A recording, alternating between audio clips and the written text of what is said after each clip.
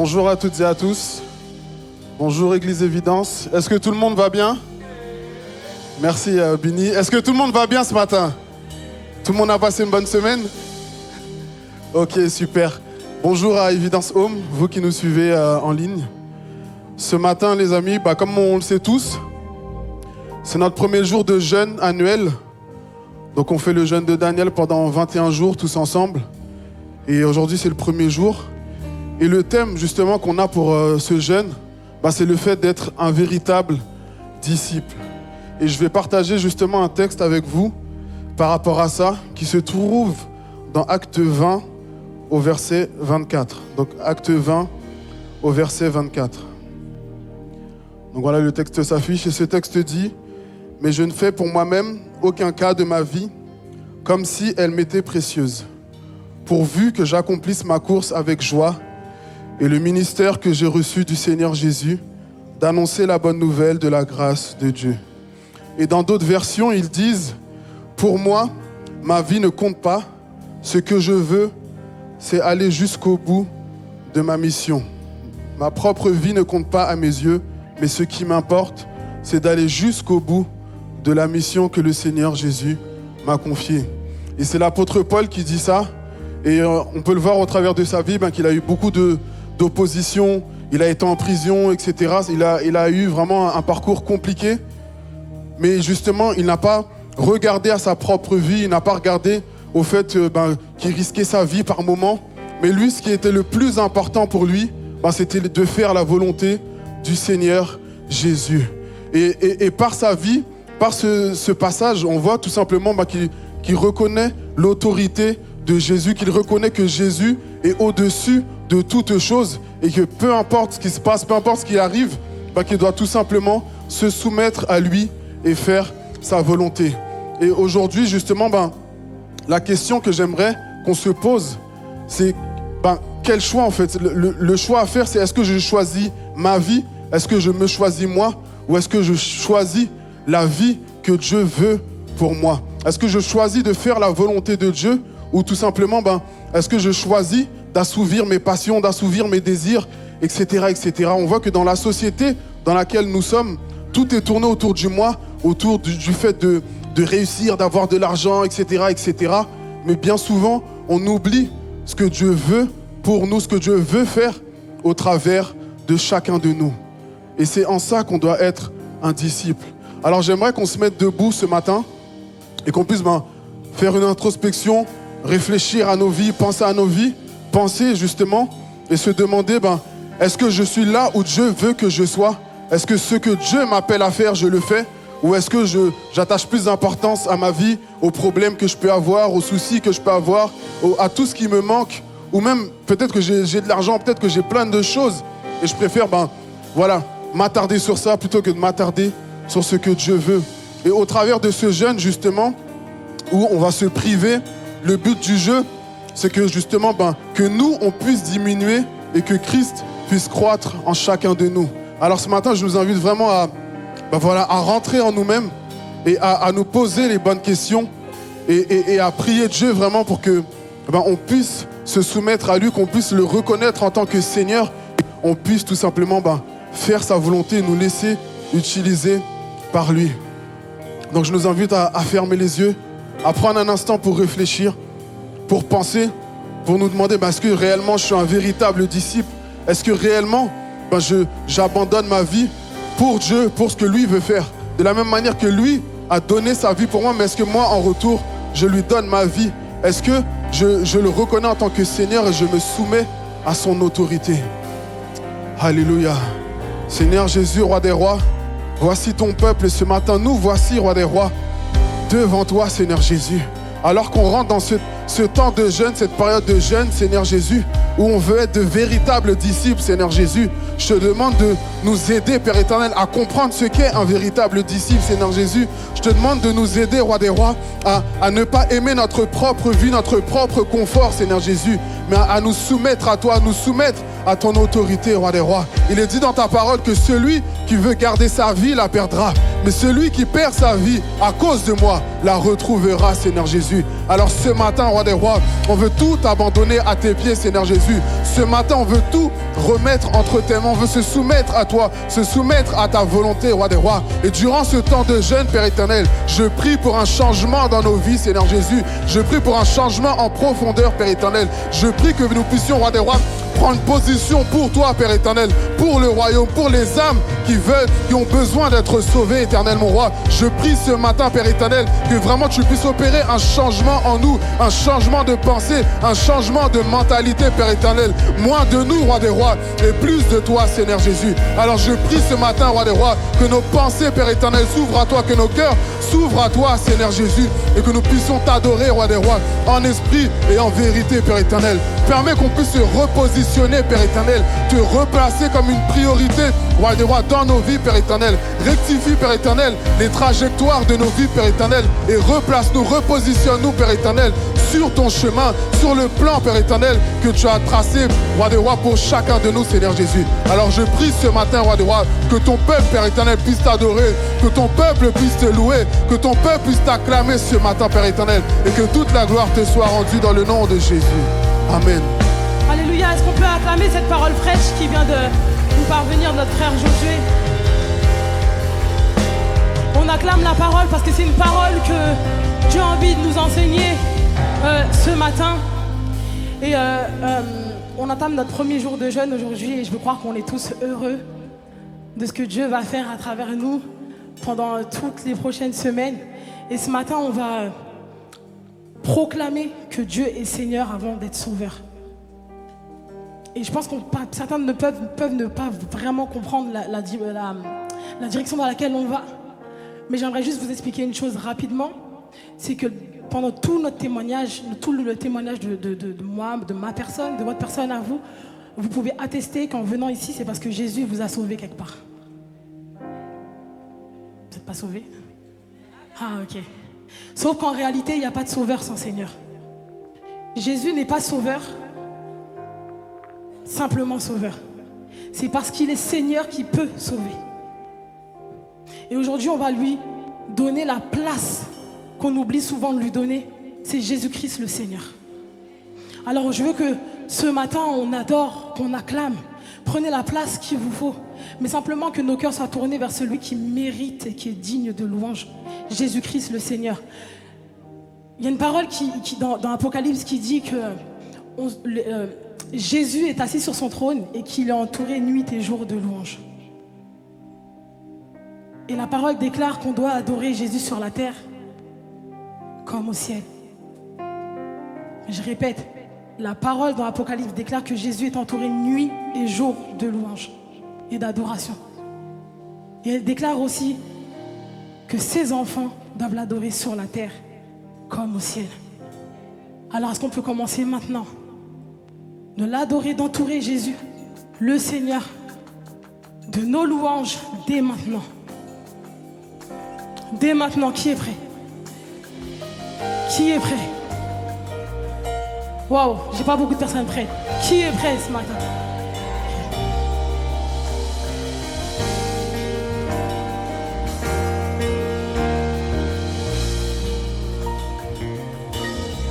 Les cieux déclarent de Dieu la gloire, et tous ici-bas viendront louer, chanter ses merveilles. Les cieux et les mers élèvent leur voix,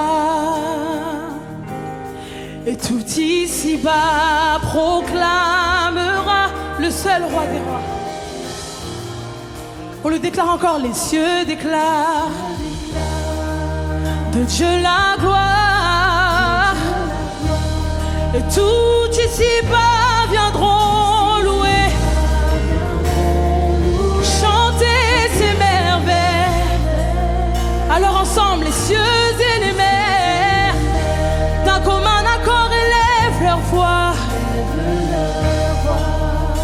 Et tout ici-bas, toi, moi, le seul roi, Jésus.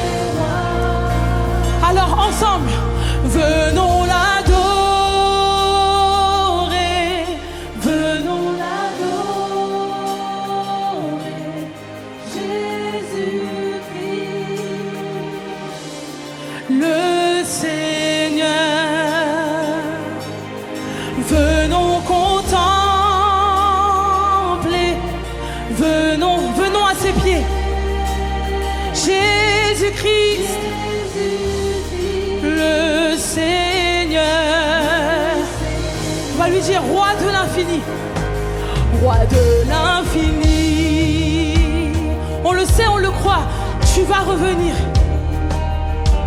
Et bien que toutes les choses passeront, Seigneur Jésus, toi tu subsisteras. Oh, roi de l'infini, tu vas revenir, tu vas revenir. Et bien que la terre passera, toi Jésus, tu subsisteras.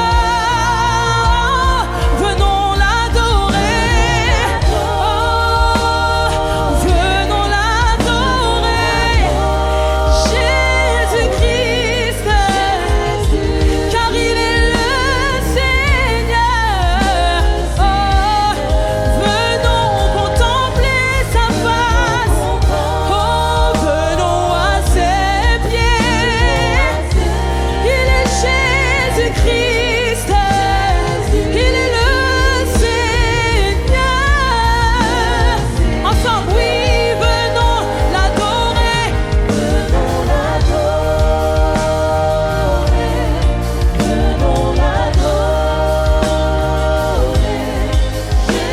Jésus-Christ, le Seigneur, parce qu'il est le Seigneur, au-dessus de tout il règne.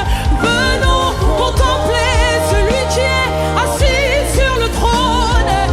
Venons à ses pieds, son nom est Jésus-Christ, le Seigneur. Encore, venons l'adorer, venons, oh Jésus, nous t'adorons sur la terre comme au ciel, Seigneur. Jésus-Christ, le Seigneur. Oh Jésus, venons contempler sa face, car il est roi. Jésus, tu es digne. Nous venons à tes pieds, car tu es saint, tu es saint. Oh le Seigneur, et nous chantons Alléluia, Alléluia. Oui, tu es digne de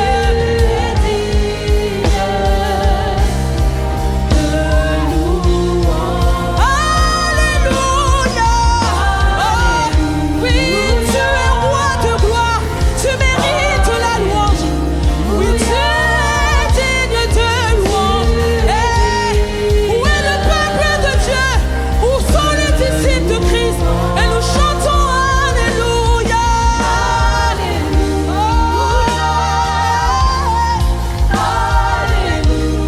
Oui, tu es digne de louange. Nous chantons Alléluia, gloire à toi, Seigneur. Nous te couronnons de nos louanges, Dieu de gloire. Tu es digne de louange. Alors ensemble, venons l'adorer, venons l'adorer, venons l'adorer. Il est Jésus-Christ, le Seigneur. Oh, venons contempler Jésus, car tu es le seul Dieu. Venons à ses pieds, il est Jésus-Christ, le Seigneur. Oh, j'aimerais qu'on fasse une chose. ce matin, si toi t'arrives à chanter Venons l'adorer, en fait j'aimerais qu'on fasse une grande chaîne ce matin. Je veux voir toutes les mains liées ce matin. Toutes les mains liées ce matin. Toutes les mains liées ce matin. Et lorsque tu vas chanter Venons l'adorer, je veux pas qu'on chante Venons l'adorer, je veux qu'on chante Allons l'adorer. Allons l'adorer. Je veux qu'on déclare ce matin, ok, parce qu'il est Seigneur, allons l'adorer. Parce qu'il est roi, allons l'adorer. Parce qu'il est saint, allons l'adorer. Parce qu'il est souverain, allons l'adorer. Et tu dis à ton voisin, si moi j'y vais, tu pars avec moi. Si moi j'y vais, tu pars avec moi. Dis à ton voisin, si moi je m'en vais l'adorer, tu pars avec moi. Alors on va chanter ce matin, allons l'adorer. Allons l'adorer. Tu prennes ton voisin et tu lui dis on y va, ensemble, allons l'adorer. Et tu le chantes pour lui, allons l'adorer. Ensemble on y va. Allons l'adorer. Déclare, allons l'adorer. Car il est Jésus-Christ, le Seigneur, le Seigneur. Allons contempler.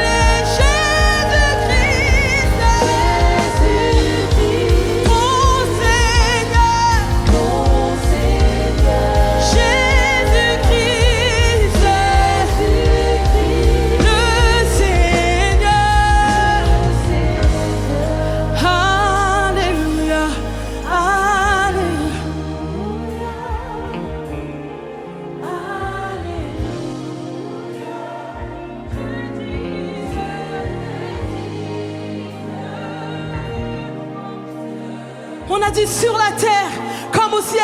Alléluia. Allons adorer Jésus. Environné de louanges et de feu, tu es Jésus. De louanges, de louanges.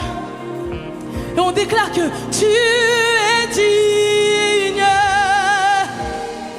de louanges. Oui, tu es digne de louanges. Si tu veux prier, prie. Tu es digne de louanges, de louanges. Tu es digne de louanges. Oui, tu es digne de louanges. Tu es digne de louanges, Seigneur, de louanges. Tu es digne de louanges. Est-ce qu'on peut le croire? Tu es digne de louanges. Tu es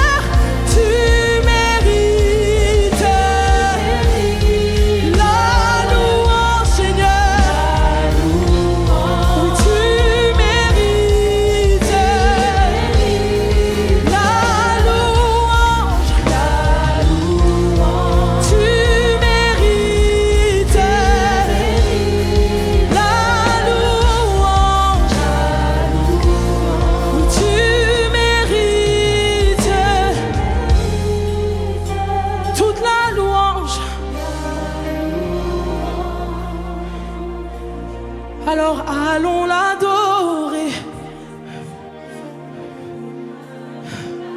Oh, car il est Jésus-Christ, le seul Seigneur de ta vie. Jésus, venons contents, allons à ses pieds, car il est Jésus-Christ, le Seigneur. Encore, allons l'adorer, allons, sans retenue, allons l'adorer. Jésus-Christ, car il est le Seigneur. Allons contempler sa face, environné de gloire tu es. Nous te donnons gloire ici-bas, Jésus, car tu es le Seigneur. Oh, oh, Jésus-Christ le Seigneur.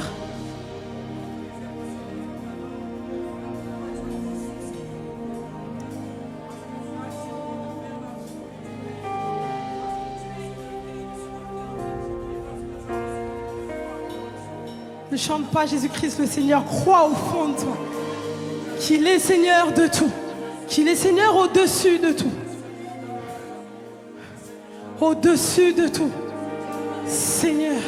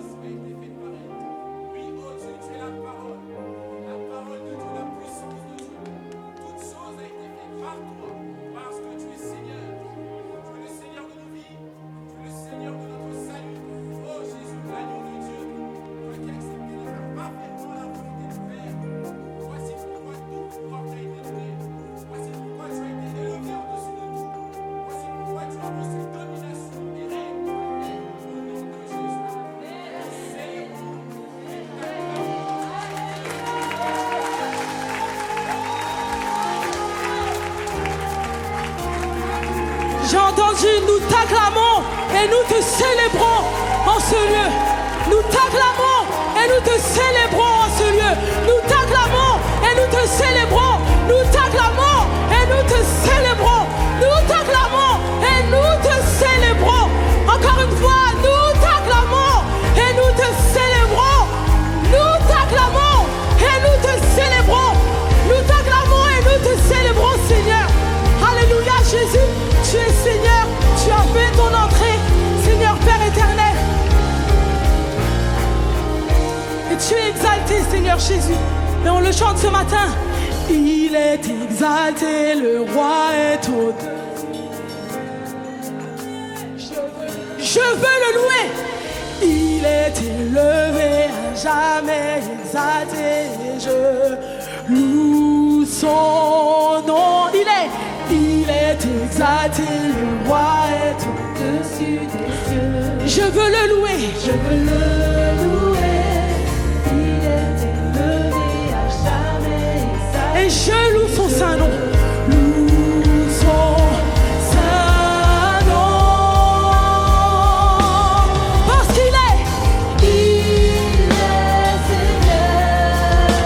Sa vérité régnera. Tout l'univers se réjouit en son. Tout l'univers, toi et moi, se réjouit en son saint nom. Car il est exalté. Le roi est au-dessus des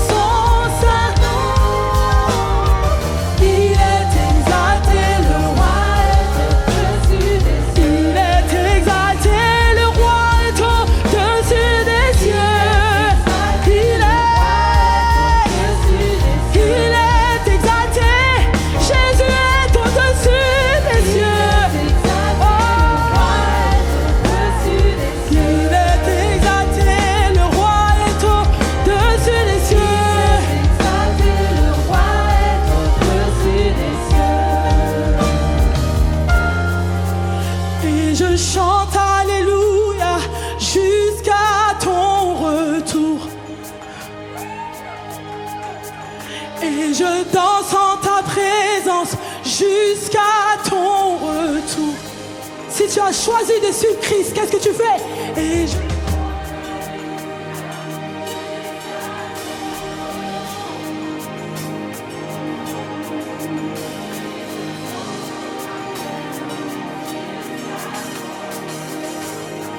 Parce qu'il est Seigneur, on déclare, je chante. Et je chante Alléluia jusqu'à ton retour.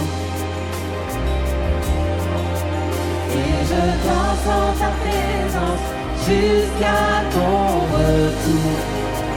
Et je chante Alléluia. Et je chante Alléluia jusqu'à ton retour. Et je danse en ta présence. Je danse en ta présence jusqu'à ton retour. Oh, et je chante Alléluia. Je chante Alléluia jusqu'à ton retour. Et je danse en ta présence. Je danse en ta présence jusqu'à ton retour. Et on déclare ce matin.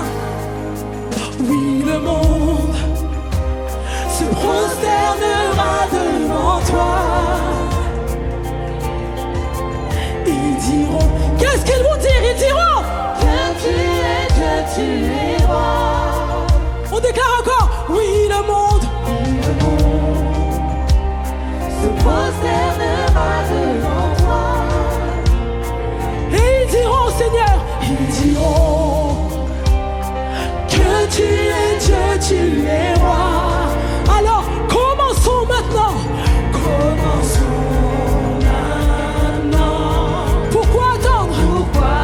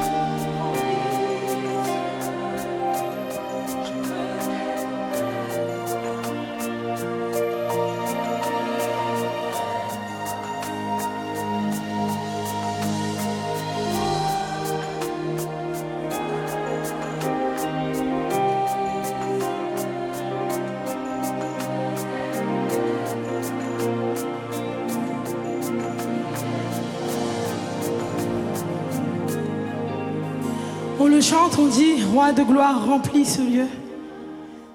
Je veux être auprès de toi, oui, être auprès de toi.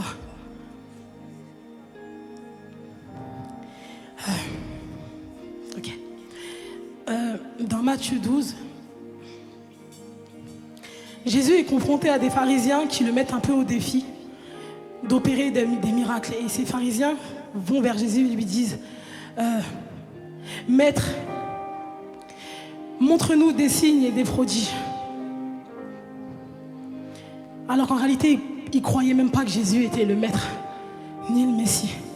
Et pourtant, ils ont appelé Jésus Maître comme pour le caresser, au vu d'avoir ce qu'eux désiraient. Pourquoi je vous dis ça? C'est parce que parfois, est-ce qu'on ne serait pas un peu comme ces pharisiens? À attendre de Jésus, lorsqu'on lui dit Seigneur, tu es Seigneur, Dieu, tu es mon Maître. Mais parce qu'on attend quelque chose de lui en réalité. Alors qu'en réalité, la parole déclare que Jésus-Christ est Seigneur. Et que si on doit l'adorer, c'est premièrement parce qu'il est Seigneur. Pas parce qu'on attend quelque chose de lui, mais parce qu'il est premièrement. Je recommence. Parce que je crois qu'on n'a pas vraiment saisi.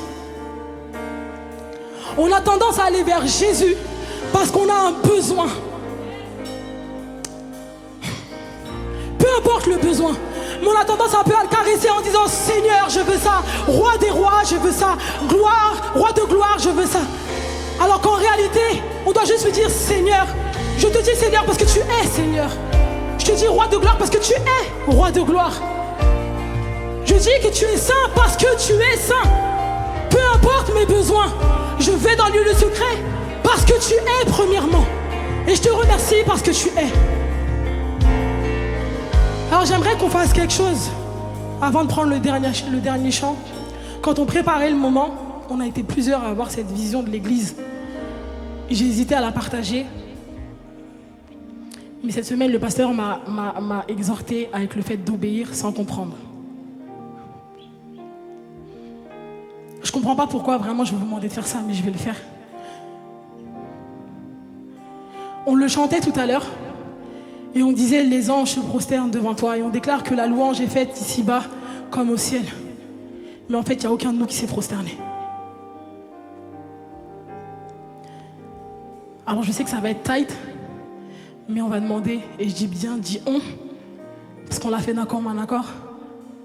Mais est-ce que vous pouvez tous vous mettre à genoux?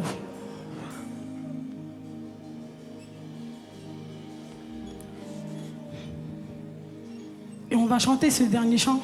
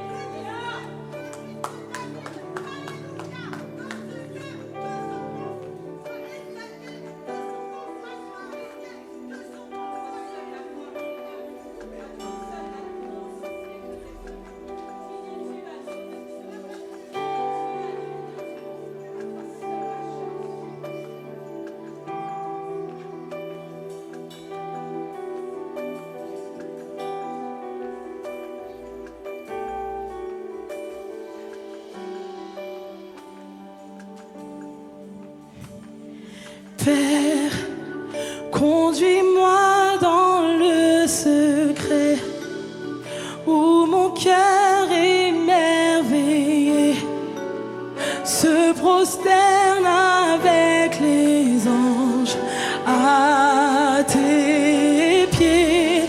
Père, ta présence est sans pareil quand sur moi s'ouvre le ciel.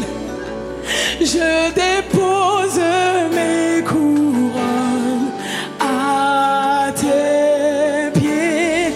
Dieu saint, toi seul es le Dieu saint, glorieux souverain. À genoux je t'adore.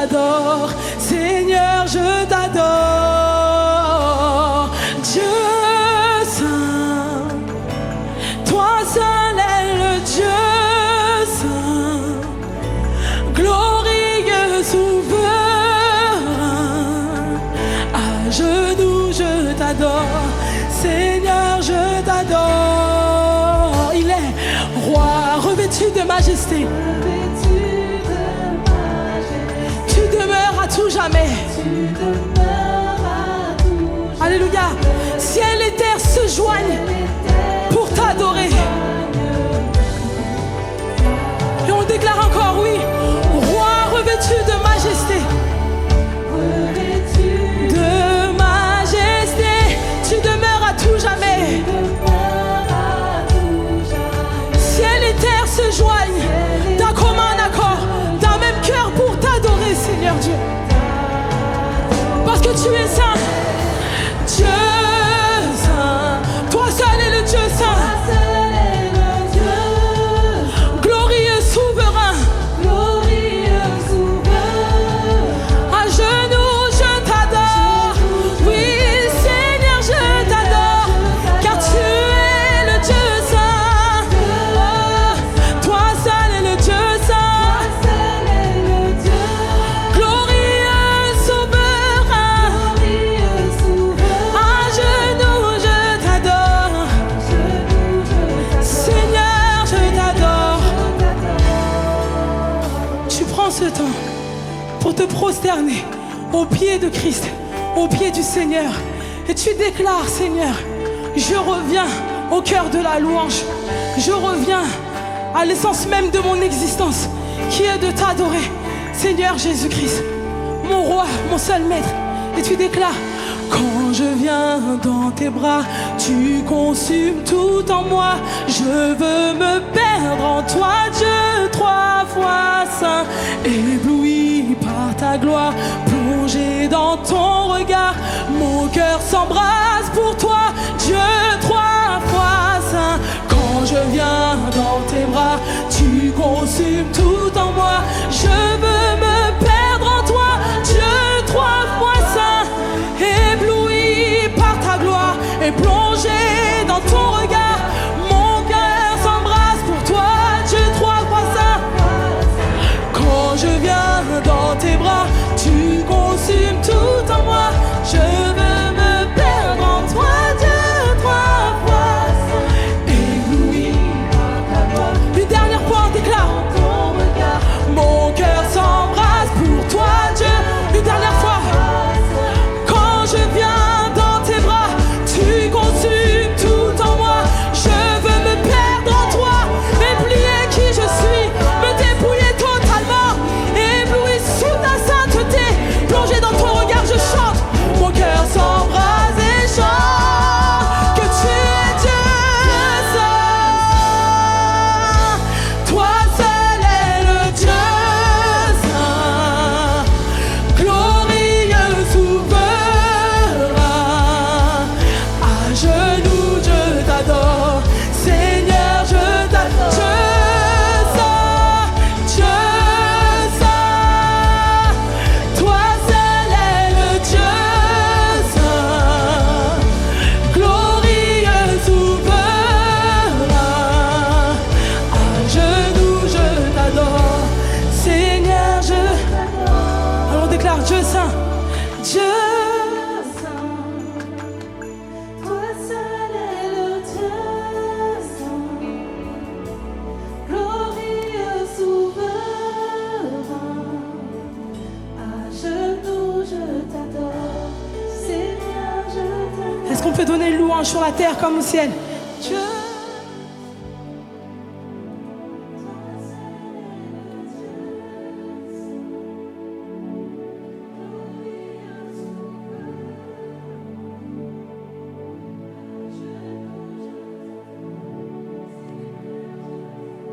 Est-ce qu'on peut lui donner une louange où on s'esclave? Dieu saint.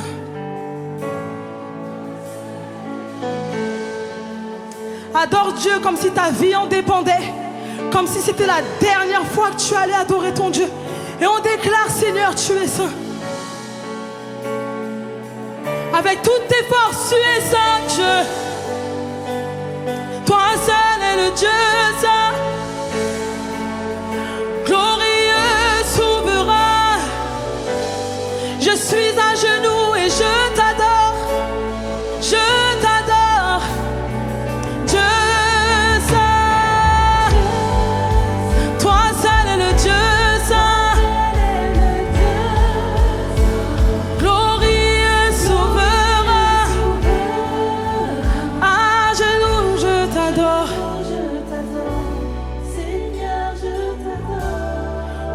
tu es à genoux, si tu veux adorer ton Jésus, adore ton Jésus, ton Seigneur, sans limite.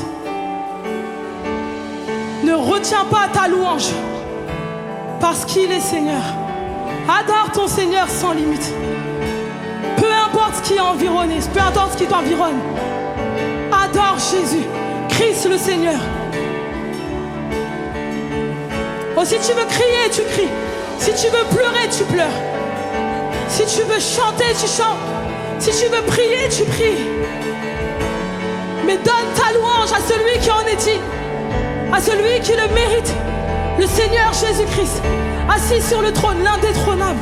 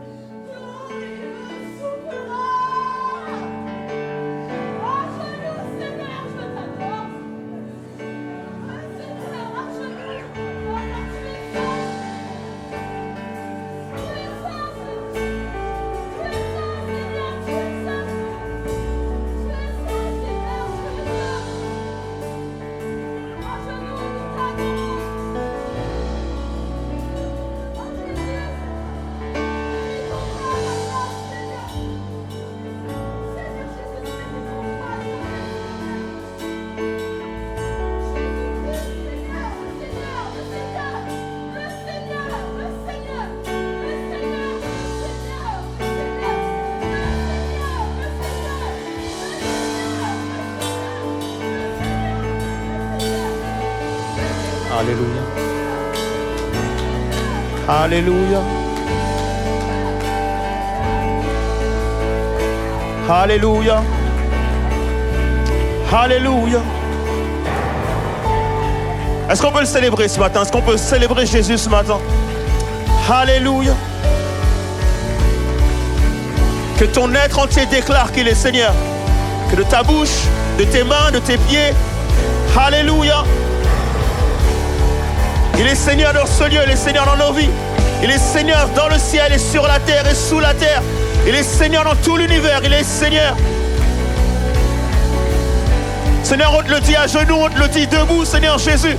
Mais peu importe la position qu'on prend ce matin, on veut déclarer que tu es Seigneur. Alléluia.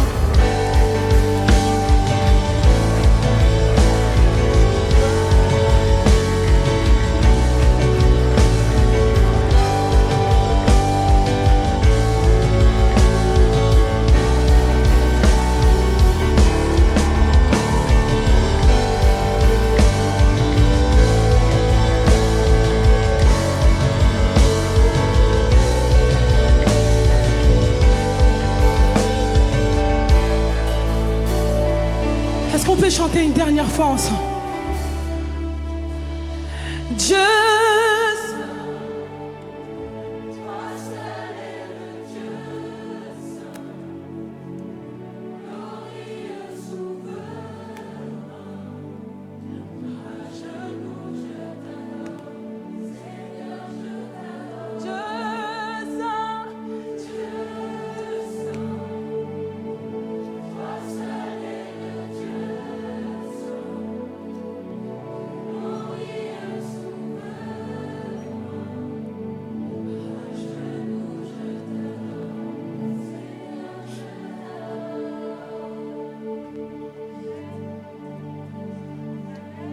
Alléluia.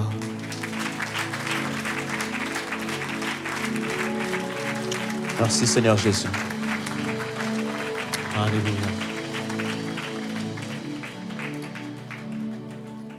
Alléluia. Pendant que vous reprenez place, j'aimerais juste prendre le temps de prier, de remercier Seigneur pour ce moment et pour ce qui va suivre. Alléluia. Seigneur, on ne sait pas tout le temps là où tu veux nous emmener. On ne sait pas vers quoi tu veux nous conduire et cette célébration, Seigneur Dieu, on ne sait pas jusqu'où tu veux nous emmener par rapport à tout ce qui a été dit, tout ce qui a pu être fait. Mais nous voulons croire, Seigneur Jésus, que tu veux nous montrer une facette de toi, peut-être qu'on n'a jamais connue, Seigneur Jésus. Et avant d'aller plus loin, Seigneur Dieu, on voudrait juste te dire que peu importe là où tu veux nous emmener, on veut te faire confiance. Et on veut aller là où tu veux, Seigneur Jésus. Si tu vois dans nos cœurs, dans nos pensées, des choses qui sont à l'encontre de ce que tu veux, Seigneur Jésus. Si tu vois que nous ne sommes pas sur la bonne voie, je te prie de nous recadrer, de nous remettre, Seigneur Dieu, dans la bonne direction, afin que rien ne nous empêche de vivre ce que tu as prévu pour nous aujourd'hui, Père éternel. On veut déjà te remercier pour la louange, on veut te remercier pour l'adoration, on veut te remercier parce que tu nous as déjà touchés. Mais on veut croire que tu ne vas pas simplement nous toucher, mais tu veux nous emmener quelque part. Et là où tu veux, Seigneur Dieu, c'est là qu'on voudrait être aussi, Seigneur Jésus. Que toute la gloire te revienne pour qui tu es. Pas simplement pour ce que tu fais, mais surtout pour qui tu es, Seigneur Dieu. Dans nos vies, dans le nom de Jésus-Christ. Amen. Amen. Amen. Ça va tout le monde? Il n'y a que Bunny qui va bien. Ça va tout le monde? Avant d'aller plus loin, je voudrais juste dire que on veut simplement être content ce matin parce que Evidence Kids a pu rouvrir ce matin. On est vraiment heureux de cela.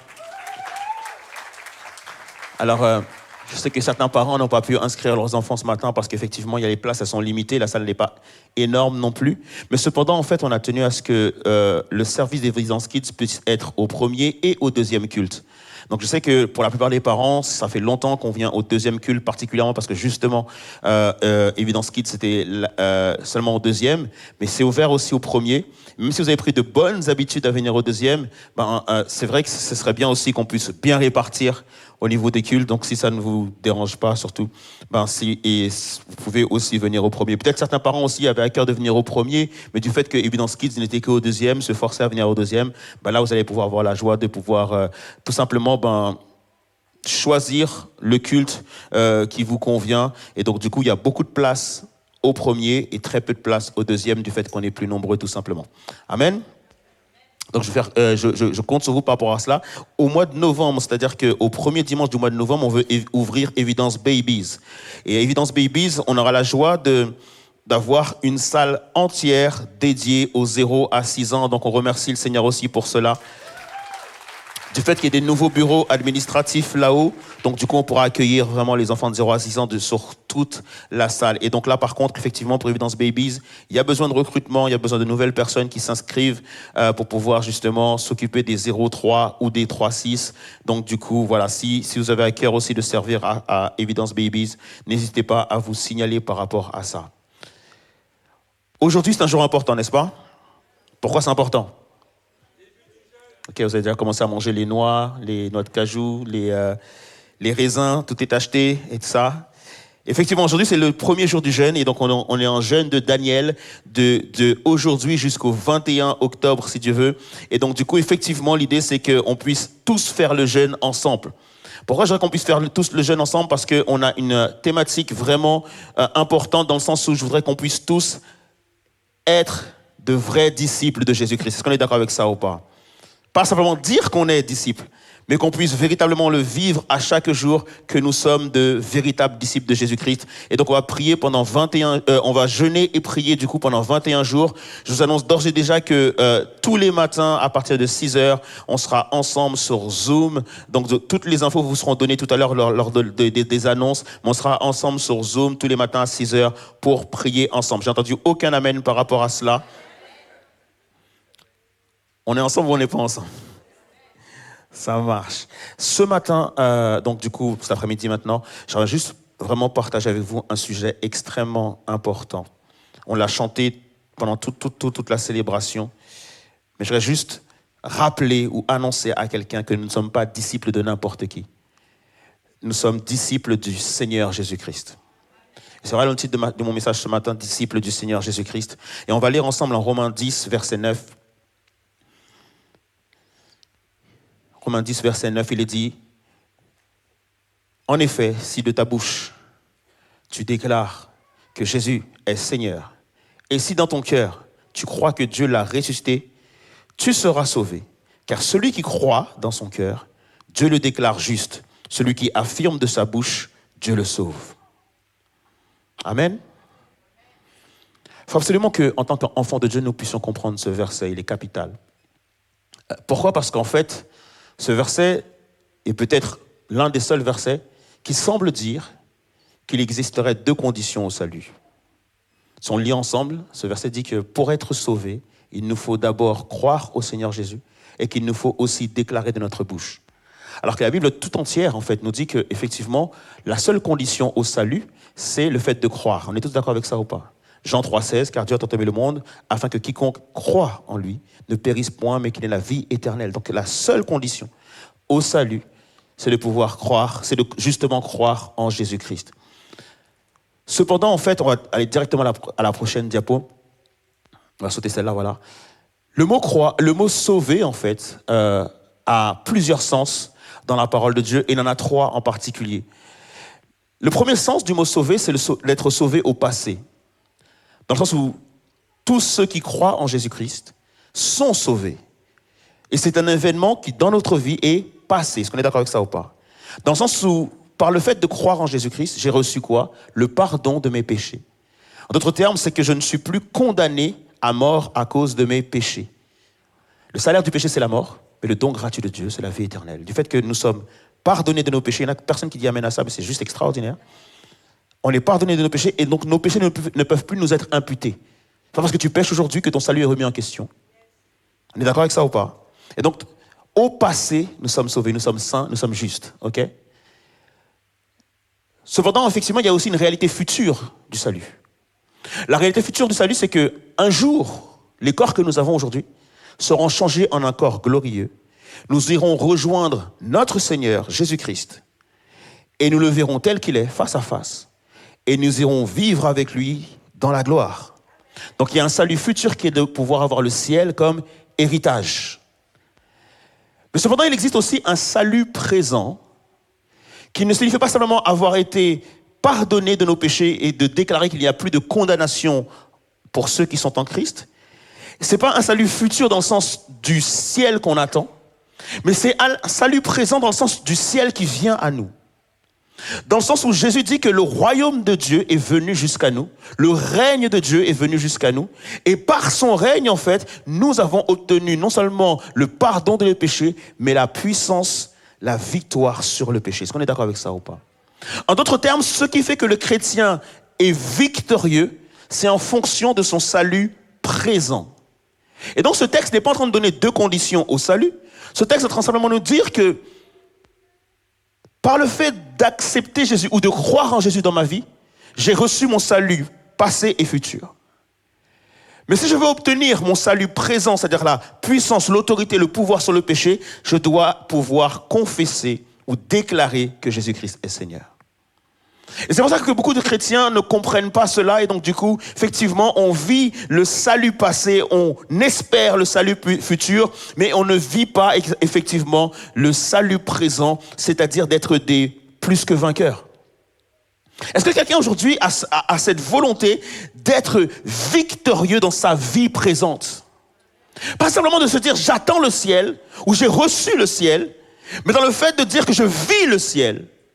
Les réalités du ciel sont ici sur la terre. C'est pour ça que lorsque nous prions, nous disons que ton règne vienne dans le ciel, sur la terre comme au ciel. En d'autres termes, nous disons que Seigneur, nous savons que tu es Seigneur dans le ciel, mais nous voulons que tu puisses aussi être Seigneur sur la terre. Sauf que le problème que nous ne comprenons pas, c'est que pour que Jésus soit Seigneur sur la terre, il faut qu'il soit Seigneur sur la vie de ceux qui croient en lui. On ne peut pas lui demander d'être Seigneur sur la vie de ceux qui ne croient pas. On peut simplement lui demander d'être Seigneur sur la vie de ceux qui croient en Jésus-Christ. Et donc c'est important de comprendre que Jésus doit être Seigneur dans nos vies. Pierre dira en Acte 2, 36, il dit que « Voici donc ce que tout le peuple d'Israël doit savoir, avec une entière certitude, Dieu a fait Seigneur et Messie ce Jésus que vous avez crucifié. » Tout le monde doit le savoir, tout le monde doit être au courant, tout le monde doit en être conscient, tout le monde doit pouvoir le proclamer. Seigneur, en réalité, c'est le terme kurios en grec. Et le terme kurios en grec, c'est un terme qui a été employé pour la première fois, en fait, dans la Bible, dans la version Septante, pardon, c'était pas la Bible, c'était juste l'Ancien Testament qui a été traduit à un moment donné en grec. Ce qui fait qu'au temps de Jésus, l'Ancien Testament qu'il lisait, il le lisait en grec. Et dans le grec, dans l'Ancien Testament, en fait, Dieu ou Yahvé a été traduit par kurios, Seigneur. Et du coup, dans le Nouveau Testament, ils ont repris ce même terme kurios et ils l'ont attribué à Jésus-Christ. Pour dire que Jésus-Christ, en fait, c'est lui ce Seigneur de l'Ancien Testament. Pour dire que Jésus-Christ est l'égal de ce Seigneur de l'Ancien Testament. Pour dire que Jésus-Christ est aussi Dieu. Et d'ailleurs, lorsqu'on voit l'histoire de Jésus, on comprend que Jésus n'a pas été crucifié parce qu'il était bon. Jésus n'a pas été crucifié à cause des miracles qu'il faisait. Jésus n'a pas été crucifié tout simplement parce qu'il pouvait mentir ou voler ou piller. Non, la raison pour laquelle Jésus a été crucifié, c'est parce qu'il a déclaré qu'il était Seigneur.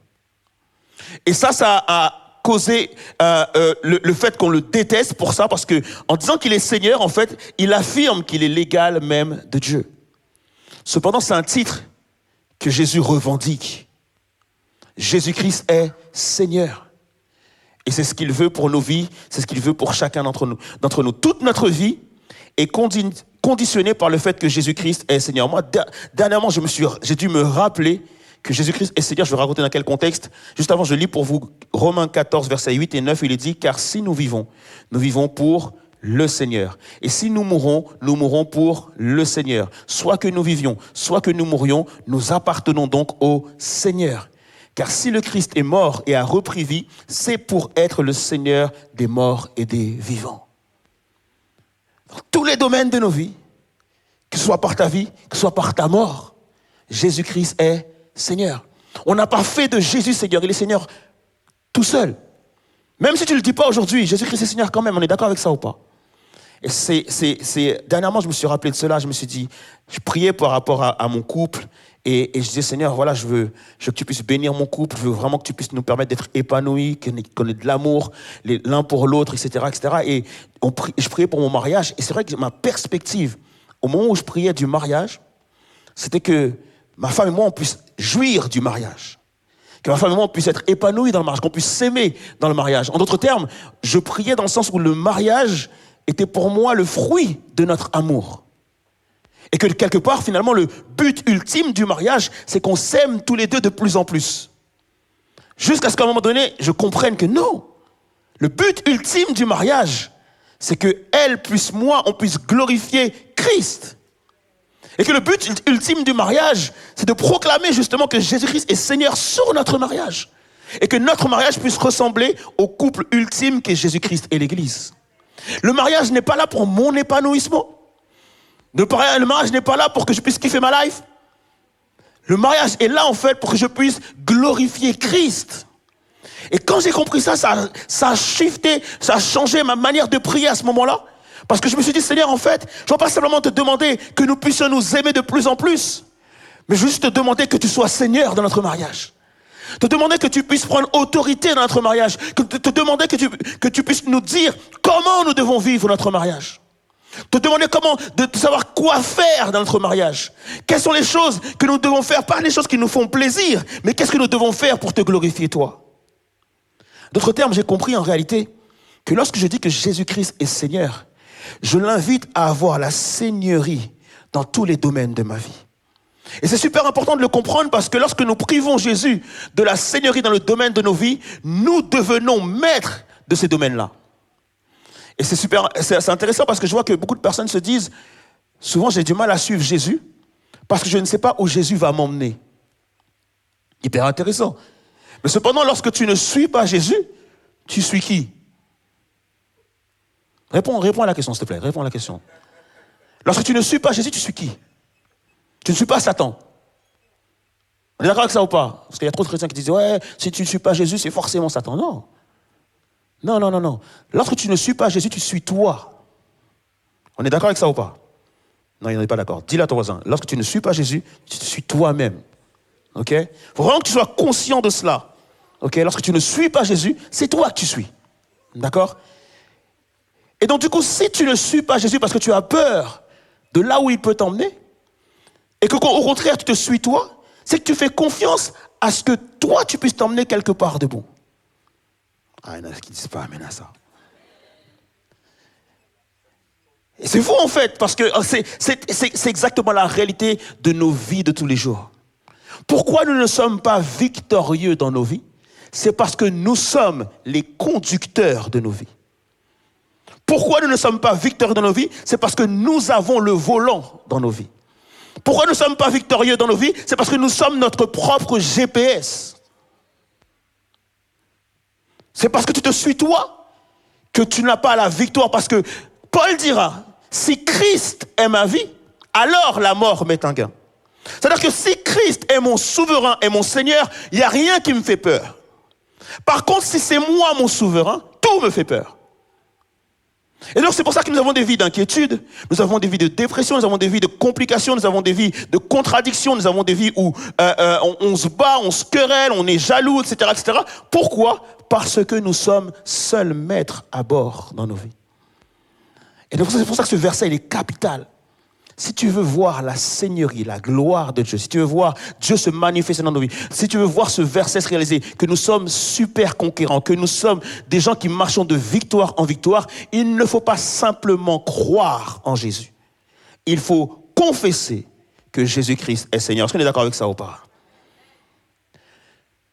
Le mot confesser, en fait, signifie que tu es d'accord. D'accord? Lorsque Jésus te dit confesse de ta bouche, c'est pas simplement pour que tu puisses le dire, mais c'est pour que tu puisses être en accord avec cela. En d'autres termes, c'est pas quelque chose que je vais simplement dire, mais chaque jour, on va voir dans ma vie que Jésus-Christ est Seigneur. Aujourd'hui, l'un des grands problèmes du chrétien, c'est qu'effectivement, c'est pas Jésus son Seigneur, c'est lui-même. Et on se rend compte que tout le monde aujourd'hui aime à donner son avis. Tu dis pas amen parce que c'est vrai. Tout le monde aime à donner son avis, ok? Tout le monde aime à comparer ce qui est bon, ce qui est pas bon. Et donc, par exemple, lorsque tu vas dire à quelqu'un, je vais faire une formation, la personne va te dire, t'es sûr que c'est la bonne? T'as comparé avec une autre? Quand tu vas aller juste manger à un restaurant, t'as regardé sur TripAdvisor pour savoir si les avis qu'il y a, ok? Tu veux acheter un nouvel ordinateur, t'as regardé les avis qu'il y a par rapport à ça? Tu as acheté un téléphone, t'as comparé entre deux téléphones? Et quelque part, en fait, on a du mal à suivre des maîtres parce qu'on remet en question tous nos maîtres. Déjà, ton prof à l'école, tu le remets en question. Moi, il y a des élèves qui me disent, mais je ne comprends pas mon prof. Il nous donne 5 exercices de maths, alors qu'en 2 exercices, on a tout compris. Pourquoi il est obligé de nous en donner 5? Du coup, je vais en faire que 2. Ou bien, allez, tiens, je vais faire la moitié, un peu plus, je vais en faire 3. Voilà. On choisit ce qu'on veut faire, on choisit ce qu'on doit faire, on n'accepte pas que quelqu'un prenne autorité, etc., etc. Et c'est là où je me dis, en fait, l'élève qui fait que 3 exercices au lieu de 5, j'ai fait 5, waouh, 3 exercices au lieu de 5, en fait, à mon avis, c'est qu'il ne connaît pas son maître. Parce qu'un élève qui voit que son maître est prix Nobel de quelque chose et qui lui demande de faire 5 exercices, il en fait 6. Parce que lorsque tu connais ton maître et tu sais que cette personne-là peut t'amener plus loin, forcément tu fais ce qu'il te demande. Et je crois que par rapport à Jésus, j'ai comme le sentiment que finalement, on ne connaît pas notre maître. On ne connaît pas notre Seigneur. À un moment donné, il y a Pierre qui essaye de pêcher des poissons. Et ce qui se passe, c'est que toute la nuit, il n'y arrive pas. Et à un moment donné, Jésus lui dit, écoute Pierre, emmène ta barque en pleine eau. En fait, retourne de là où tu étais. Et moi, je me dis, si j'étais Pierre, j'aurais dit, hé, Jésus, écoute bien. Tu sais quoi? Mon père, il est pêcheur. Mon grand-père, il est pêcheur. Mon arrière-grand-père, il est pêcheur. Mes cousins sont pêcheurs. Mes neveux sont pêcheurs. Toute ma famille, on est tous des pêcheurs. Toi, tu as pêché quand? Je t'ai jamais vu pêcher. C'est quoi ton expérience dans la pêche? Pourquoi tu me dis d'aller en pleine eau? Et ce qui est fou, les amis, c'est que Pierre va dire, écoute, sur ta parole à toi, je vais jeter le filet. En fait, je te reconnais comme Seigneur. J'ai plus d'expérience que toi dans la pêche. Mais le problème, c'est que tu es mon Seigneur. À un moment donné, les disciples sont réunis autour de Jésus et Jésus fait la multiplication des pains. Le lendemain, il y a tout le monde qui revient parce qu'il avait multiplié les pains. Ils se disent, ah, il y a à manger avec Jésus. Ils reviennent tous et tout ça. Et puis Jésus leur dit, mais aujourd'hui, j'ai rien, les gars. Il n'y aura pas de multiplication de pain. Hier, je savais que vous aviez faim. Mais là, vous êtes des crevards, vous venez pour ça. Et du coup, Jésus dit, il n'y aura pas de pain et tout. Et ils sont tous déçus. Ils sont tous déçus, ils s'en vont. Il n'y a plus que les disciples. Et Jésus dit, mais c'est comment alors pour vous, partez pas? Et Pierre dit, mais tu veux qu'on aille où? Tu as les paroles de la vie. Vers qui tu veux que j'aille? Vers quel autre Seigneur? Vers quelle formation? Vers quelle chose que je pourrais offrir d'autre? Tu es mon Seigneur.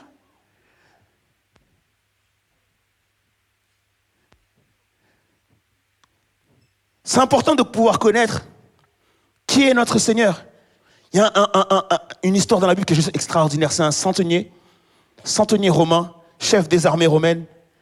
Il a un esclave qui est proche de lui, tellement proche de lui qu'il le considère comme son fils. Et il dit à Jésus, à un moment donné, son esclave est malade. Et Jésus lui dit, écoute, vas-y, en route, on y va. Et le centenier lui dit, écoute, moi, je suis le Seigneur des armées, le maître des armées. Lorsque je dis à un de mes disciples de faire quelque chose, il le fait. Toi, tu es le Seigneur des seigneurs. Si tu dis à cette maladie de partir, tu n'as pas besoin d'y aller, tu as juste à lui dire de partir. Un centenier romain. Et ça, je me dis, c'est le plus bel enseignement sur le discipulat. En fait, on est en train de dire à Jésus, normalement, les disciples font ce que le maître demande. Et c'est ça, être un véritable disciple. Et c'est là où, effectivement, tu comprends toute la seigneurie de Jésus-Christ. Nous devons juste suivre Jésus. Incroyable, Jésus-Christ lui-même a été le modèle de disciple par excellence. Toute sa vie est une vie de discipulat. Il a toujours suivi son Père. Il a toujours fait ce que son Père demandait. Et même la mort, lorsque c'est présenté à lui et que lui ne voulait pas, il a dit, Seigneur, pas ma volonté, mais la tienne. Colossiens 3, 17 nous dit, quoi que vous fassiez, en parole ou en œuvre, faites tout au nom du Seigneur Jésus, en rendant grâce par lui à Dieu le Père. Faites tout, pas au nom du Sauveur, mais au nom du Seigneur Jésus-Christ.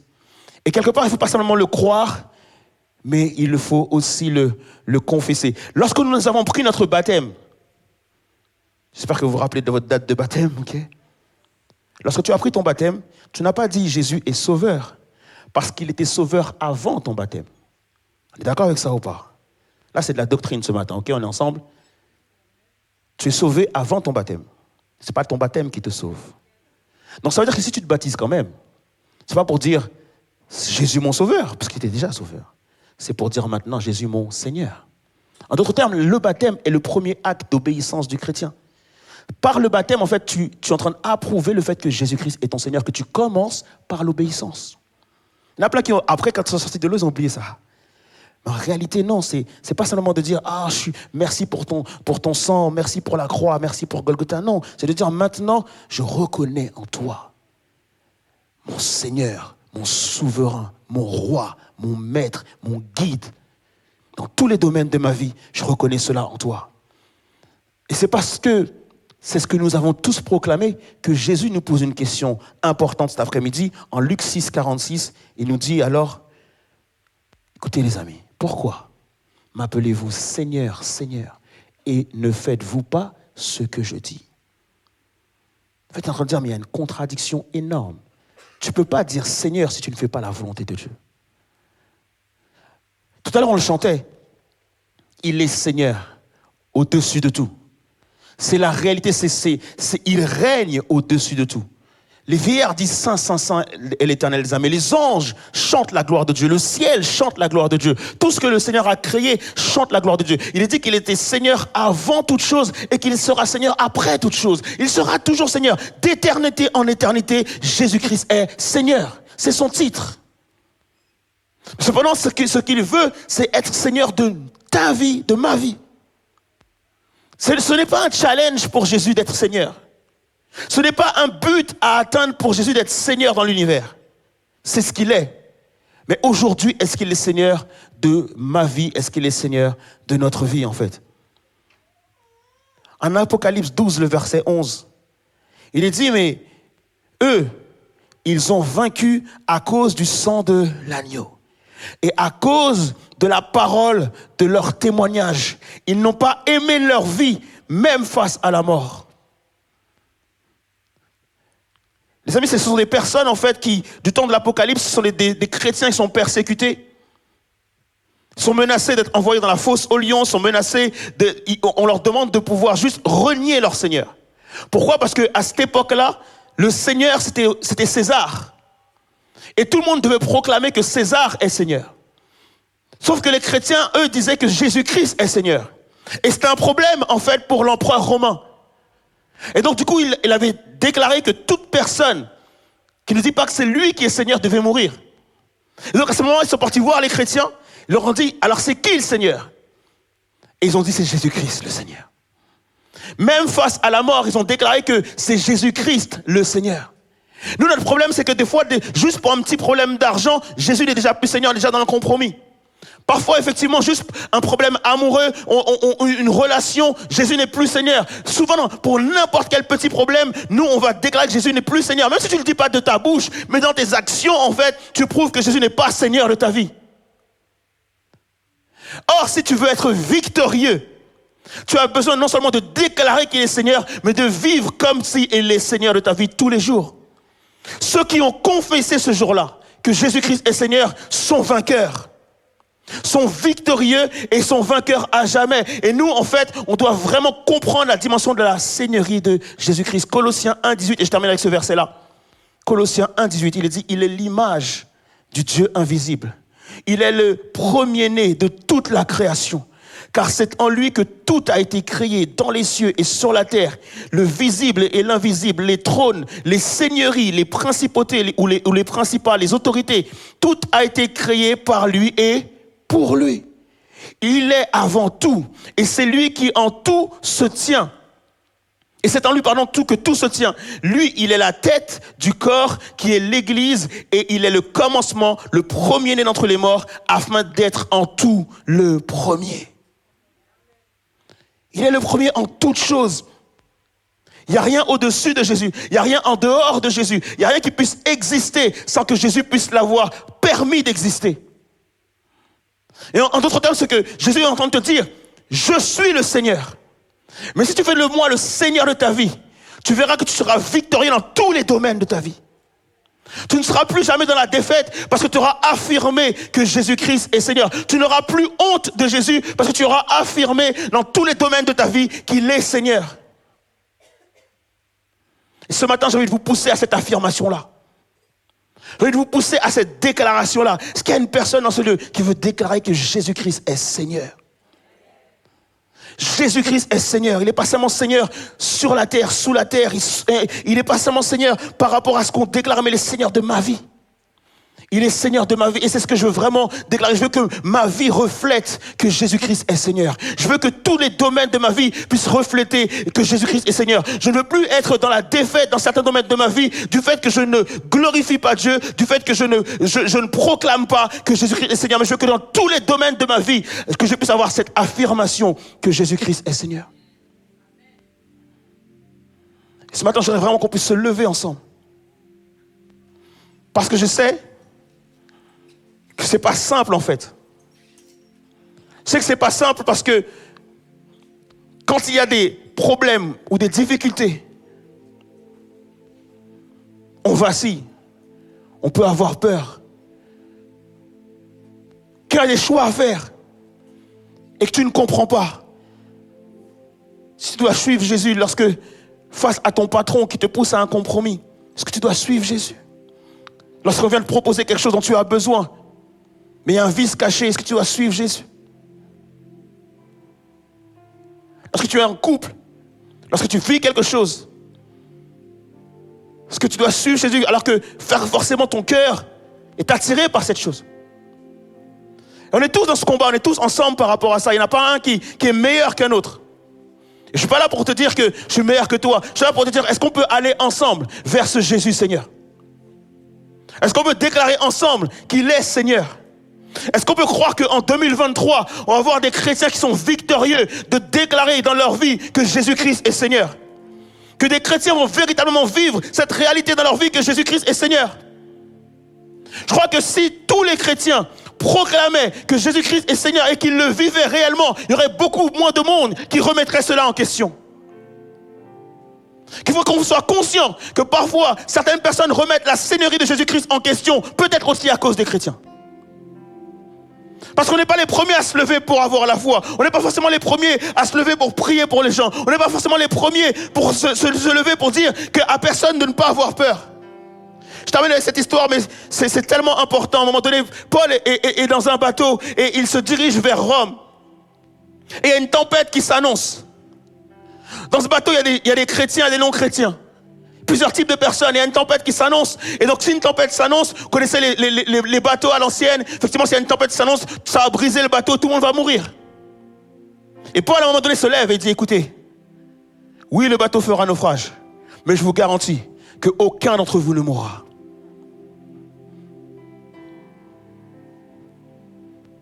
Parce que dans la vie de Paul, Jésus-Christ est Seigneur, les amis.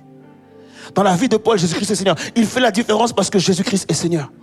Il ne fait pas la différence parce qu'il prie beaucoup. Il fait la différence parce qu'il reçoit que Jésus est Seigneur. Il y a beaucoup de gens qui prient énormément, mais Jésus n'est aucun Seigneur dans leur vie. Il y a beaucoup de personnes qui jeûnent énormément, mais Jésus n'est pas Seigneur dans leur vie. Il y a beaucoup de personnes qui lisent beaucoup la Bible, mais Jésus n'est pas Seigneur dans leur vie. J'ai tellement d'exemples de personnes dont j'ai vu qu'ils ne sortaient jamais des Écritures. Ils lisaient, relisaient encore, mais Jésus ne pouvait pas être Seigneur de leur vie. Parce qu'il y avait trop d'obstacles à la seigneurie de Jésus. Cet après-midi, j'aimerais qu'on puisse prier pour faire tomber tous les obstacles à la seigneurie de Jésus-Christ dans nos vies. Seigneur, je veux faire tomber tous les murs qui t'empêchent d'être Seigneur dans ma vie. Seigneur, je veux faire tomber toutes les pensées qui t'empêchent d'être Seigneur dans ma vie. Seigneur, je veux déclarer de tout mon cœur ce matin que tu es Seigneur. Et vous connaissez tous ce texte qui dit que Jésus-Christ est Seigneur. Parce qu'un jour, tout genou fléchira. Parce qu'un jour, toute langue confessera. Il n'y en a pas un qui pourra faire autrement que de le déclarer. Pour certains, ce sera dans la joie. Pour d'autres, ce sera dans la tristesse parce qu'il sera trop tard. Mais pour moi, aujourd'hui, je ne veux pas attendre ce jour-là. Je ne veux pas attendre ce jour-là. Mais aujourd'hui, je veux déclarer qu'il est Seigneur. Pendant que je prêchais, je n'avais pas forcément envie de faire un appel. Je sens qu'il est temps pour quelqu'un aujourd'hui. Il est temps pour une personne aujourd'hui que tu puisses traverser la salle et déclarer à tout le monde que ça fait longtemps que Jésus me cherche, mais aujourd'hui il est Seigneur de ma vie et je veux lui donner ma vie. Je crois que pendant que je suis en train de parler, il y a quelqu'un qui sait que Jésus t'appelle depuis longtemps. Et qu'il est temps pour toi de pouvoir baisser les armes. Il est temps pour toi de pouvoir lâcher prise. Peut-être que tu ne sais pas ce qui se passera demain. Mais tu peux obéir sans comprendre. Et que la compréhension puisse venir après. Mais tu peux obéir ce matin et dire, Seigneur, je veux te donner ma vie. Je ne veux plus avoir, je n'ai pas honte de toi. Je veux te donner ma vie et je veux te donner ma vie devant tout le monde. Et comme lorsque quelqu'un donne sa vie à Jésus, le ciel se réjouit. Lorsque tu vas venir devant pour dire, j'ai donné ma vie à Jésus, on va se réjouir avec toi. Est-ce que quelqu'un est prêt à se réjouir avec une personne ce matin? Alléluia. Qui a donné sa vie à Jésus.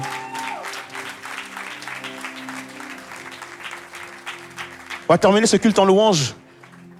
Mais si tu es là, s'il te plaît, viens. Si tu es là, s'il te plaît, viens. Viens devant, viens juste donner ta vie à Jésus-Christ. Viens dire qu'il est Seigneur, viens dire qu'il est roi.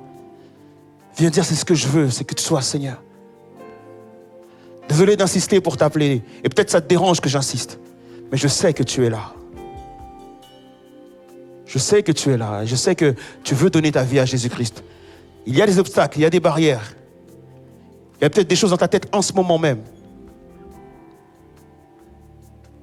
Je crois que c'est le moment pour toi. Et si on fait durer le culte, c'est pour toi, mon ami. Si on fait durer le culte, c'est pour toi, mon ami. Je ne veux pas te forcer la main. Parce qu'en réalité, il n'y a plus besoin de te forcer la main. Tu sais au fond de toi. Tu sais au fond de toi que tu veux donner ta vie à Jésus-Christ. Pour toi, pour ta famille, pour tes enfants, pour tes frères, pour tes sœurs, pour toutes les personnes qui sont autour de toi. Tu sais que tu dois donner ta vie à Jésus. Et tu sais que c'est aujourd'hui. Tu sais que c'est ici. Et tu sais que c'est maintenant. Alors s'il te plaît, viens. Alléluia. Alléluia. Alléluia. Est-ce qu'on peut célébrer Jésus? Alléluia. Alléluia. Alléluia. Tu peux juste te mettre devant à prier pour toi. Parce que je sais qu'il y a d'autres personnes. Je sais qu'il y a d'autres personnes. Désolé parce que maintenant vous êtes en train de la faire attendre, mais je sais qu'il y a d'autres personnes. Alléluia. Alléluia. Alléluia. Alléluia. Tu m'as choisi, je t'appartiens. Notre amour est mon plus précieux.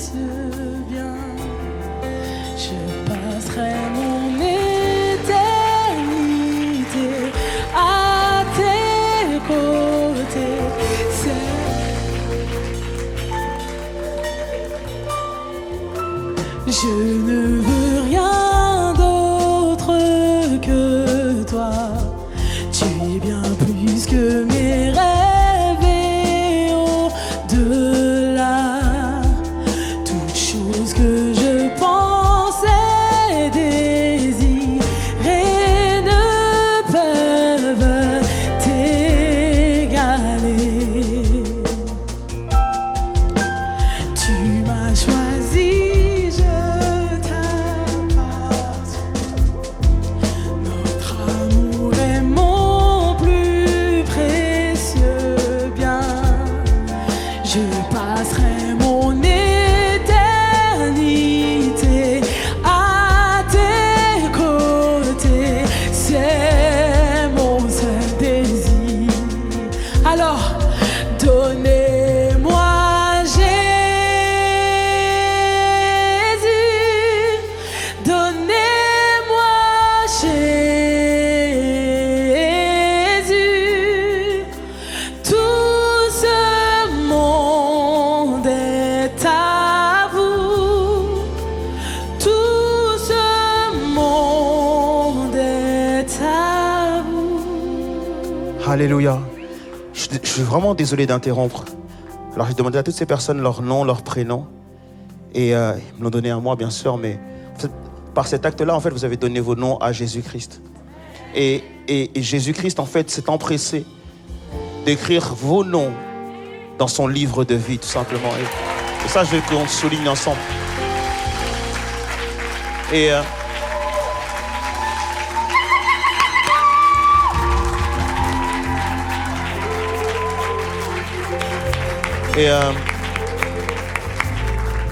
on va prier pour eux. Mais juste avant qu'on puisse prier pour eux, tout à l'heure, on a entendu un don spirituel, justement par rapport à ça, où Dieu réclamait ses enfants. Alors, pardon d'insister encore 2 petites minutes, mais je crois qu'il y a un nom qui manque en fait à la liste. Il y a juste un nom qui manque en fait. Il faut juste que tu puisses venir devant et je veux qu'on puisse prier pour toi. Parce que ton nom aussi doit être inscrit dans le livre de vie. Il ne suffit pas de vivre à côté de Jésus. Il ne suffit pas de vivre à côté de quelqu'un qui connaît Jésus. Mais Jésus, c'est pour toi ce matin. C'est pour toi ce matin. C'est ton jour ce matin.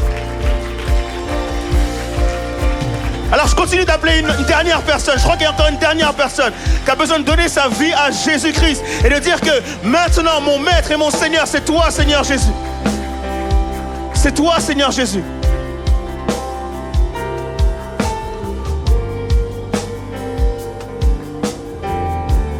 Alors juste pour cette dernière personne, est-ce qu'on peut applaudir cette dernière personne qui va venir?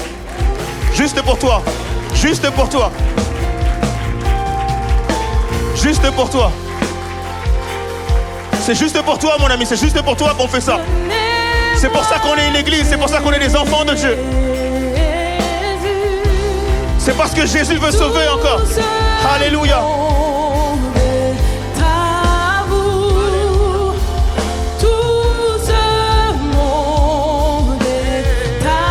Est-ce qu'on peut crier ensemble? Donnez-moi Jésus. Jésus, donnez-moi Jésus. Tout ce monde est à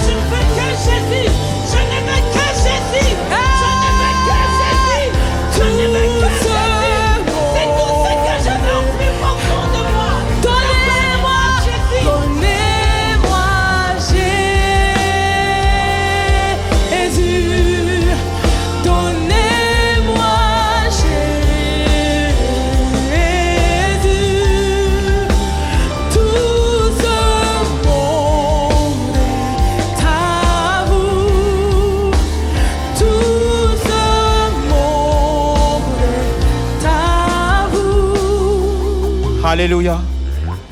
Est-ce qu'on peut simplement prier pour ces personnes? Seigneur Jésus, je te remercie parce que, Seigneur, tu sauves encore aujourd'hui. Je te remercie parce que, Seigneur, lorsque tu sauves, tu fais de nous tes enfants et tes disciples, Seigneur Jésus, roi des rois. Alors ce matin, je te remercie, Seigneur Dieu, pour ton infinie bonté. Je te remercie pour la croix, Seigneur Dieu, qui est encore active. Je te remercie pour ton sang versé, Seigneur Jésus, qui bénit encore aujourd'hui. Seigneur, c'est ta gloire qui se manifeste dans ce lieu. C'est ta seigneurie qui se manifeste dans ce lieu. Merci pour les frères et sœurs. Merci pour toutes les personnes qui sont levées cet après-midi, Seigneur Dieu, pour te donner leur vie, Seigneur Jésus, roi des rois. Et je crois maintenant que leur nom, Seigneur Dieu, est inscrit sur ton livre. Je crois maintenant, Père, que leur nom est scellé. Je crois que leur vie t'appartient à jamais. Parce que tu as déclaré, Seigneur Jésus, que tous ceux qui sont à moi, tous ceux qui sont à moi, et tous ceux qui sont à moi, il n'y en a aucun qui se perdra, il n'y en a aucun qui sera abandonné, il n'y en a aucun qui sera délaissé. Tous ceux qui sont à moi m'appartiennent aujourd'hui et pour l'éternité. Alors Seigneur, je ne connais pas les choses qu'il y a dans leur vie, mais je déclare leur liberté aujourd'hui. Je déclare, Seigneur Jésus, une vie nouvelle pour eux, dans le nom de Jésus-Christ. Alléluia.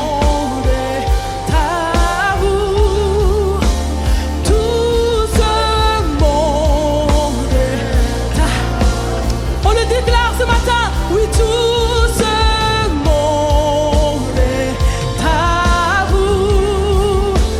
Tout ce monde est... Alors Seigneur, donnez-moi Jésus. Donnez-moi Jésus. Donnez-moi Jésus.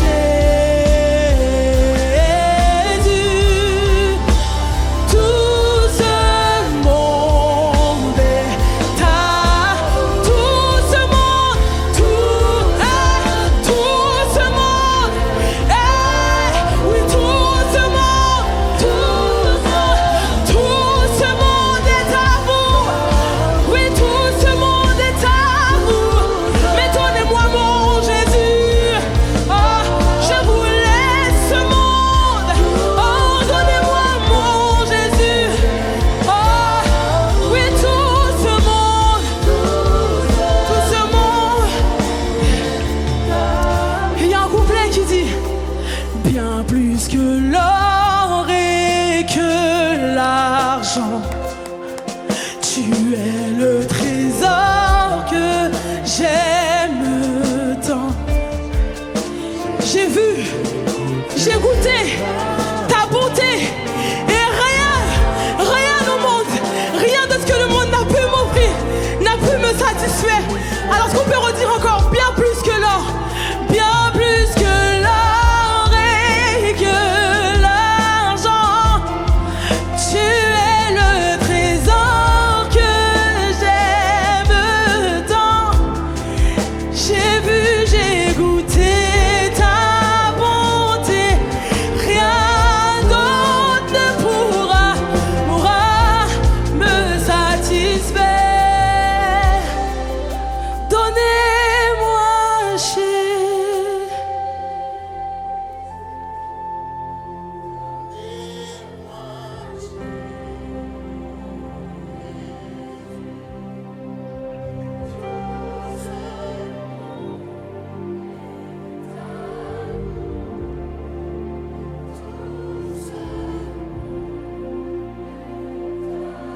Donnez-moi Jésus.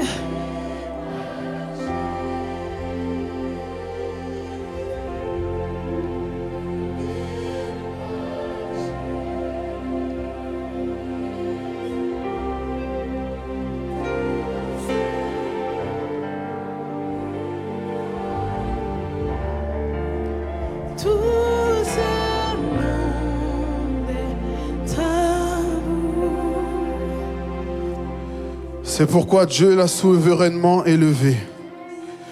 Il lui a donné le nom qui est au-dessus de tout nom, afin qu'au nom de Jésus, tout genou fléchisse, dans les cieux, sur la terre et sous la terre, et que toute langue confesse que Jésus-Christ est Seigneur à la gloire de Dieu le Père. C'est pourquoi Dieu l'a souverainement élevé et lui a donné le nom qui est au-dessus de tout nom, afin qu'au nom de Jésus, tout genou fléchisse dans les cieux, sur la terre et sous la terre, et que toute langue confesse que Jésus-Christ est Seigneur, à la gloire de Dieu le Père. Alléluia. Alléluia. Alléluia. Alléluia. Il y a un verset. Ok, alléluia. Alléluia. C'est un jour juste merveilleux. Et juste vous laisser, mais avant, on va juste faire, avec toutes les personnes qui ont donné leur vie à Christ ce matin, juste faire une prière de repentance. Et que vous allez juste répéter après moi, afin de confier totalement vos vies, vraiment, à Jésus-Christ. Alors juste répétez après moi, Seigneur Jésus, je te demande pardon pour mes fautes. Je te demande pardon pour mes péchés. Je sais que en te choisissant, mes péchés ne me seront plus jamais imputés. Mais je sais que par mes péchés, je t'ai amené à la croix. Et aujourd'hui, en te donnant ma vie, je célèbre ta résurrection de celle-ci. Je te confie ma vie et je te confie tous les domaines de ma vie. Je te fais confiance et aujourd'hui, tu es mon sauveur et surtout mon Seigneur, dans le nom de Jésus-Christ. Amen et Amen. Alléluia. Alléluia. Merci à vous. Vraiment que Dieu vous bénisse. On vous voit tout à l'heure à l'accueil. Alléluia. Ok. Donc pour toutes les personnes qui ont donné leur vie au Seigneur, donc je vous invite à suivre la sœur Carlène et vous diriger vers l'accueil avec elle. Et j'avais juste un texte à cœur que je vais vous partager rapidement. C'est dans Apocalypse 17 au verset 14 qui dit « Ils feront la guerre à l'agneau, mais celui-ci les vaincra, car il est Seigneur des seigneurs et le roi des rois. Les siens, ceux qu'il a appelés et élus, ceux qui lui sont fidèles, ceux qui le reconnaissent comme Seigneur, vaincront avec lui. » Alors est-ce qu'on peut acclamer le Seigneur pour cette victoire qu'il nous donne? Cette victoire qu'il nous donne sur la maladie, sur le péché, sur les infirmités, sur toutes les choses qui peuvent nous faire du mal dans nos vies. Est-ce qu'on peut lui rendre toute la gloire ce matin? C'est lui qui a versé son sang pour chacun de nous afin que nous soyons présents ce matin. Est-ce qu'on peut le faire mieux que ça? Est-ce qu'on peut lui donner une louange comme jamais? Est-ce qu'on peut lui rendre toute la gloire? Le roi des rois et le Seigneur des seigneurs. Alléluia. Alléluia. Évidence Home, bon dimanche à vous et merci de nous avoir suivis en ligne. Vous pouvez prendre place.